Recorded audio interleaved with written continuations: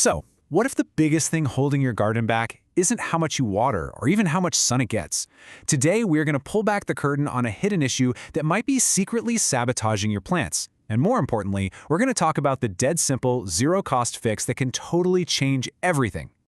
I know, that sounds super dramatic, but for so many of us, it is the absolute truth.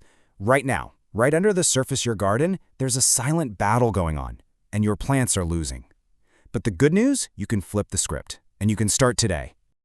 Okay, so before we can get to the solution, we have to understand the enemy. And for a lot of gardeners, it's this hidden problem that just works against them season after season. And I gotta tell you, for me, this was a personal fight that went on for years. 5 years ago, this slide right here, this was my reality. Over on the left, that was my garden. Basically a sad collection of brown sticks and tomatoes that gave up on life. And on the right, my neighbor's garden, a paradise. It looked like something out of a magazine, just perfect vegetables everywhere. We had the same sun, the same rain, we even bought seeds from the same store. It drove me absolutely crazy trying to figure out what I was doing wrong. So one day, I just gave in. I swallowed my pride, walked over, and asked him what his secret was. And his answer, man, it completely changed the way I look at gardening forever. That was it. So simple, but it hit me like a ton of bricks.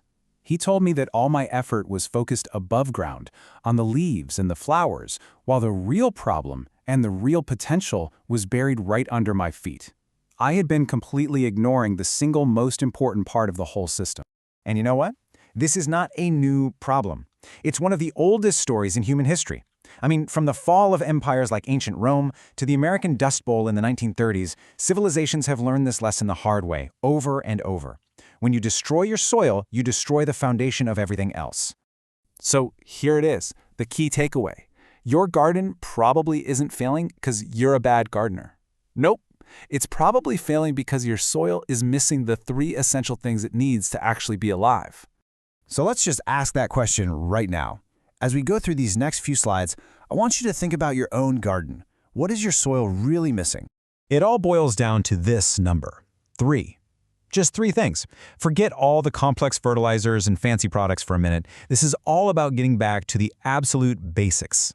And here they are. Number 1, organic matter. You know, stuff like compost, dead leaves, kitchen scraps. This is the food. Number 2, microbial life.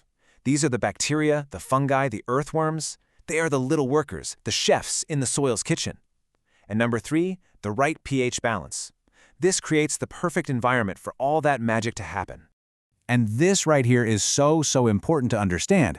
Without these 3 keys, you can pour all the fertilizer in the world on your garden, but your plants can't access any of it.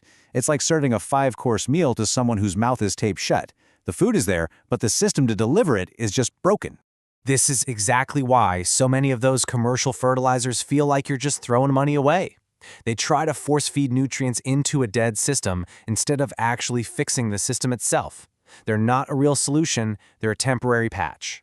So, I decided I had to put this theory to the test. I set up a really simple experiment with 3 of my garden beds. Beds that had been total duds for 2 years straight. And the goal? Fix the soil using only things I could find for free. The simplicity here is what makes it so amazing. In bed number 1, I just buried our kitchen scraps. That's it. In bed 2, I used wood ash from our fireplace and crushed up eggshells to fix the acidic pH. Bed 3 was the control. I just kept doing the same old thing. The soil in those first 2 beds completely transformed. And the cost? 0. But here's the real payoff. This chart shows you the harvest increase compared to that control bed. The 2 beds where I just focused on soil health, they produced a staggering 40% more vegetables. 40%. Same sun, same water, same seeds. The only difference was healthy living soil. And let's just really hammer this point home one more time. The total cost for that huge 40% increase in food was $0. This is not about going out and buying expensive products. It's about understanding and working with the natural system you already have. Okay, so it's great that this worked in my garden, but the real question is, how does this apply to yours? It's your turn now. Let's make you a soil detective. So, what's really happening under your feet? Every single garden is different, and the very first step to fixing the problem is figuring out what it is. Think about it. Does your soil feel dense and hard, maybe too acidic? Is it just dry, lifeless dust that blows away?